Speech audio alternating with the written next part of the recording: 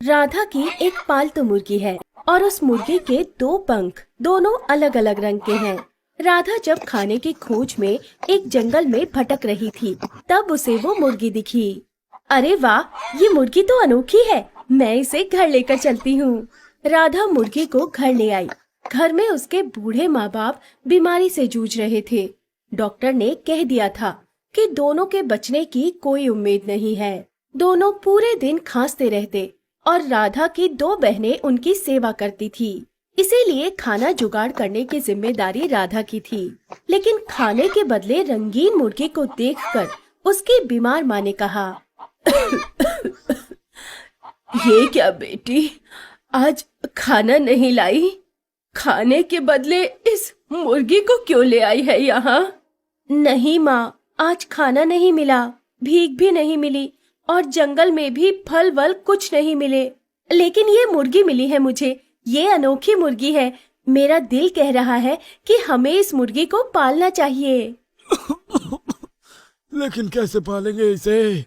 इसे खाना कैसे देंगे? खुद के खाने का ठिकाना नहीं है और चले हैं मुर्गी पालने।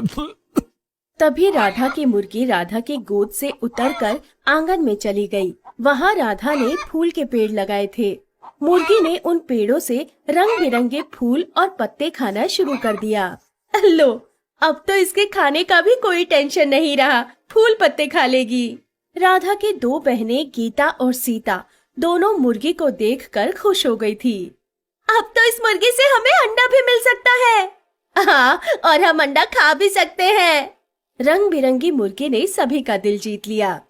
लेकिन अगले ही दिन खांसते हुए राधा की माँ के मुंह से खून निकलने लगा। बेटी, लगता है मेरे पास और ज्यादा वक्त नहीं है। नहीं माँ, ऐसा मत कहो, तुम हमें छोड़कर नहीं जा सकती। माँ, तुम ठीक हो जाओगी। माँ, तुम ठीक हो जाओगी। सभी बैठकर रोने लग गए। लेकिन ऊपर से बुलावा आए तो उसे कौन ठुकरा सकता है। सुबह से लेकर शाम तक वो लगातार खांसती रही। उसके मुंह से खून निकलता रहा और खून से 3 बाल्टी भर गई और गहरी रात को राधा की माँ की मृत्यु हो गई। माँ, नहीं। राधा के पिता ने रोते हुए कहा, सरला, मैं आ रहा हूँ सरला, मैं बहुत जल्दी तुम्हारे पास आ रहा हूँ सरला। राधा के पिता ने भी उसी रात खांसते हुए अपनी जान दे दी। खून से जमीन लाल हो गई और तीनों बेटियां अनाथ हो गई। अब क्या होगा? हम अनाथ हो गए बहन, हम अनाथ हो गए। माँ बाप हमारे सब कुछ थे, अब उनके बिना कैसे जिएंगे हम? दीदी, चिंता मत करो दीदी, हम भी बहुत जल्दी हमारे माँ बाप के पास पहुँच जाएंगे। हमारे पास खाना नहीं है, घर भी टूटा फूटा है, कपड़े नहीं है, अब हम भी बहुत जल्द मर जाएंगे। ऐसे ही रोना धोना चलता रहा। ये बात सच थी कि उनके पास कुछ भी नहीं था। अगले दिन गांव के लोगों से चंदा उठाकर तीनों बेटियों ने अपने माँ बाप का अंतिम संस्कार किया। लेकिन पूरा गांव ही गरीब था, लोग कितनी मदद करते। उन्होंने कह दिया, बेटी, मुझे पता है कि तुम लोग तकलीफ में हो, लेकिन हम कुछ नहीं कर सकते। तुम तीनों अपना रास्ता देख लो। किसी से कुछ मदद नहीं मिली। 2 दिन तक तीनों बेटियां भूखी बैठी रही और तीसरे दिन राधा की रंगीन मुर्गी ने एक लाल रंग का अंडा दिया। अरे, ये क्या? लाल रंग का अंडा? मैंने इससे पहले कभी भी लाल रंग का अंडा नहीं देखा। तभी मुर्गी ने पीले रंग का एक अंडा दिया। एक और अंडा, वो भी पीले रंग का। तभी उस मुर्गी ने हरे रंग का एक और अंडा दे दिया। 3 रंग के 3 अंडे पाकर तीनों बहनें खुश हो गई। तीनों ने अंडों का ऑमलेट बनाकर खा लिया। 3 अंडे देकर वो मुर्गी रंग बिरंगे फूल खाने चली गई। राधा ताज्जुब हो गई। ऐसी मुर्गी मैंने कभी नहीं देखी। रंगीन है, रंगीन फूल पत्ते खाती है और रंगीन अंडे भी देती है। कमाल है। दीदी, तूने इस मुर्गी को लाकर बहुत अच्छा काम किया है, नहीं तो हम भी भूखे मर जाते।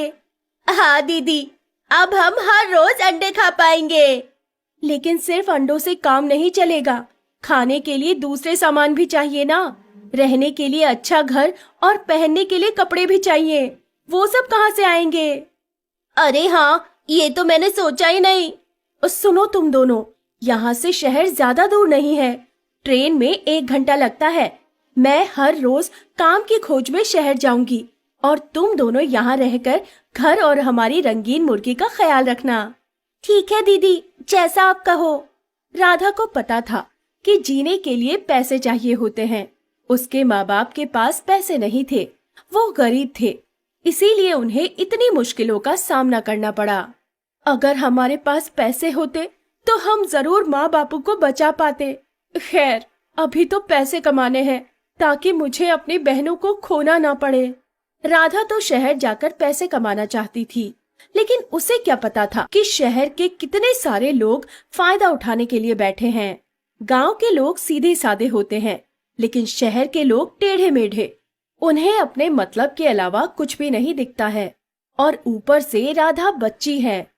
अगले दिन राधा पहली बार अपना घर, अपना गांव छोड़कर ट्रेन पकड़कर शहर जाती है और काम ढूंढने लग जाती है। कुछ काम मिलेगा क्या साहब? जो भी काम हो मैं कर दूंगी। राधा होटलों में जाकर काम ढूंढने लगी। तभी एक होटल मालिक ने राधा को देखा और सोचा, अरे ये तो बच्ची है, इससे मुफ्त के काम करवा लेता हूँ। उस मालिक ने राधा से कहा, हाँ, मेरे होटल में बर्तन मांजने का काम है, लेकिन पगार 1 महीने बाद ही मिलेगी। ठीक है मालिक, मैं राजी हूँ। राधा होटल में बर्तन मांजने का काम करने लग गई। वो कहने के लिए सिर्फ बर्तन मांजने का काम था। होटल का मालिक राधा से बाकी सारे काम भी करवाने लगा, जैसे कि चूल्हे के लिए कोयले लाना और उसे तोड़ना, उसके बाद कोयले में आग लगाना, खाना बनाने में बावर्ची की मदद करना, लोगों को टेबल पर खाना सर्व करना और उसके बाद बर्तन मांजना। ये सब करते हुए राधा थक जाने लगी, लेकिन वो अपने आप से यही कहती रही, नहीं, थकने से काम नहीं चलेगा, मुझे काम करना होगा। 1 महीने बाद पगार मिलेगी। पहले दिन काम करके राधा घर वापस आई। उसे काम मिल गया है। ये सुनकर सीता और गीता दोनों खुश हो गई। मुर्गी ने रंगीन अंडा देकर ही रखा था। राधा ने अंडा उबालकर खा लिया। सीता ने कहा, दीदी, मेरी फ्रॉक जगह जगह से फट गई है, मुझे नई फ्रॉक चाहिए। हाँ बहन, 1 महीना बीतने दे, पगार मिलते ही मैं तुझे नया फ्रॉक ला दूंगी। गीता का फ्रॉक भी फट गया था और घर ऊपर से टूटा फूटा था। रात को सोकर घर के अंदर से ही राधा आसमान देख पाती थी। वो आसमान की ओर देखकर सोचने लगी, पहली पगार मिलने के बाद मैं घर भी ठीक करूंगी। राधा की मुर्गी राधा के पास राधा की गोदी में आकर सो गई। राधा ने उसके शरीर पर हाथ फेरते हुए कहा, तेरी वजह से आज हम जिंदा हैं रे, तू ना होती तो हम भूखे मर जाते। राधा अगले दिन शहर जाने के लिए ट्रेन पर चढ़ गई। ट्रेन में उसकी मुलाकात एक शख्स से हुई। उसका नाम था अनिमेश। वो फैशन डिजाइनर था।